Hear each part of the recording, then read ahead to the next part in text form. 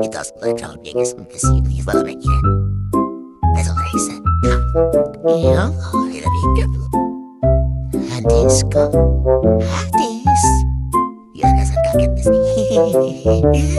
Jó, egy kis szenvedélyes cica vagy, te hádiszka. Ha szereted, harapba. Jó. Nézd meg, harap szeretetből. Jaj, haraptálsz, te kis huncut. Hádiszka. Igazából csak azért szeretget, mert éhes.